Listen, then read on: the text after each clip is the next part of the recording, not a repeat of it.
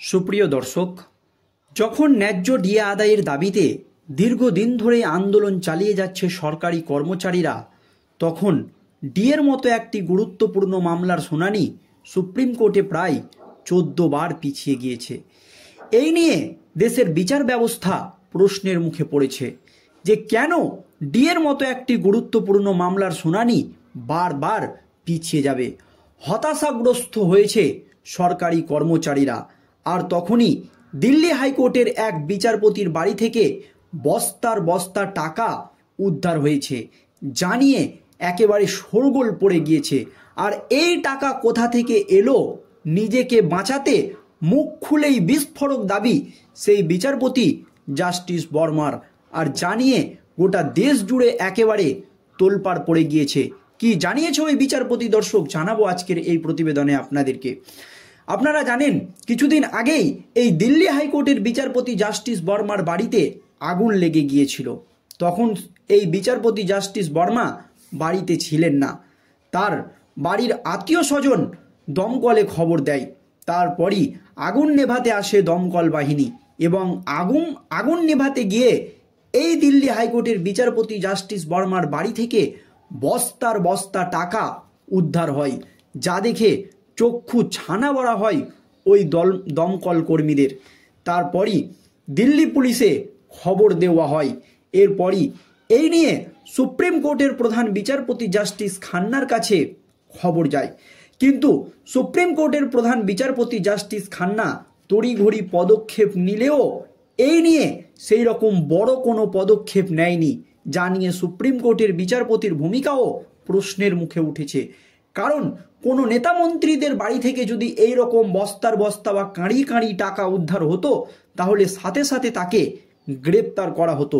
কিন্তু এই বিচারপতির বাড়ি থেকে কাঁড়ি কাঁড়ি টাকা উদ্ধার হওয়ার পরেও এই বিচারপতিকে শুধুমাত্র কোনো রকম সাজা না দিয়ে ট্রান্সফার করা হয়েছে। তিনি দিল্লি হাইকোর্টের বিচারপতি ছিল, তাকে এলাহাবাদ হাইকোর্টের বিচারপতি করে দেওয়া হয়েছে। এটাই তার সাজা, জানিয়ে সুপ্রিম কোর্টের প্রধান বিচারপতির ভূমিকাও প্রশ্নের মুখে উঠেছিল। আর তখনই মুখ খুলেই একের পর এক বোমা ফাটালেন জাস্টিস বর্মা নিজেকে বাঁচাতে। তিনি কি দাবি করেছে দর্শক দেখুন। দিল্লি হাইকোর্টের বিচারপতি যশবন্ত বর্মার বাড়ি থেকে প্রচুর পরিমাণ টাকা উদ্ধারের অভিযোগে তোলপাড় একেবারে গোটা দেশ। আর এই ঘটনায় এবার চাঞ্চল্যকর মোড় নিল। গোটা অভিযোগ খতিয়ে দেখতে দিল্লি হাইকোর্টের প্রধান বিচারপতিকে নির্দেশ দিয়েছিল সুপ্রিম কোর্টের প্রধান বিচারপতি জাস্টিস খান্না। নজিরবিহীনভাবে দিল্লি হাইকোর্টের প্রধান বিচারপতির দেওয়া সেই রিপোর্ট এবার সরাসরি সুপ্রিম কোর্টের ওয়েবসাইটে আপলোড করা হলো।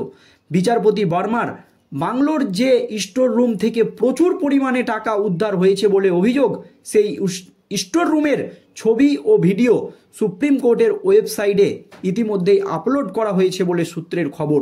ছবিতে দেখা যাচ্ছে দমকল বিভাগের কর্মীরা আগুন নেভানোর পর স্টোর রুমের বিভিন্ন অংশ খুঁটিয়ে খুঁটিয়ে দেখছেন।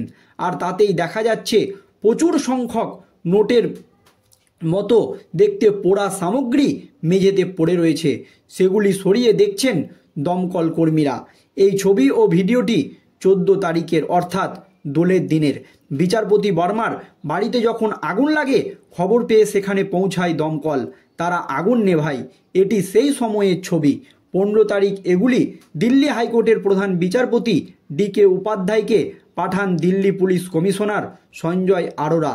দেশের প্রধান বিচারপতিকে দিল্লি হাইকোর্টের প্রধান বিচারপতি যে রিপোর্ট পাঠিয়েছেন, তাতে তিনি লিখেছেন, প্রাথমিকভাবে তদন্তের ভিত্তিতে আমার মনে হচ্ছে যারা এই বাংলোতে বা বিচারপতি বর্মার বাংলোতে থাকেন, তারা বাড়ির পরিচারক, বাগানের মালি এবং CPWDর কর্মচারী ছাড়া ওই স্টোর রুমে অন্য কারো পক্ষে ঢোকা কিছুতেই সম্ভব নয়। তাই গভীরে গিয়ে এই ঘটনার তদন্ত করা উচিত। আগুন নেভানোর পর বিচারপতি বর্মার বাংলোর যে স্টোর রুমের ছবি ও ভিডিও সুপ্রিম কোর্টের ওয়েবসাইটে আপলোড করা হয়েছে, তা নিঃসন্দেহে চাঞ্চল্যকর। দিল্লি হাইকোর্টের প্রধান বিচারপতি তদন্তের রিপোর্টে আরও বলেছে, বিচারপতি যশবন্ত বর্মা মানে যার বাড়ি থেকে টাকা উদ্ধার হয়েছে, সেই বিচারপতি কিন্তু আবার বিস্ফোরক দাবি করেছেন নিজেকে বাঁচাতে। দেখুন কি দাবি করেছে দর্শক।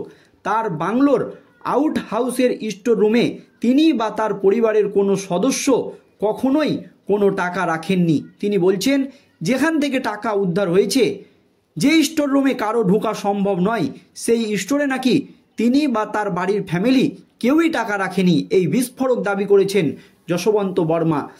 এই সম্পর্কে তিনি কিছুই জানেন না। তিনি বলছেন এই টাকা কোথা থেকে এলো এই সম্পর্কে নাকি তিনি কিছুই জানেন না। টাকা তার বলে যে অভিযোগ করা হয়েছে তা সম্পূর্ণ ভিত্তিহীন।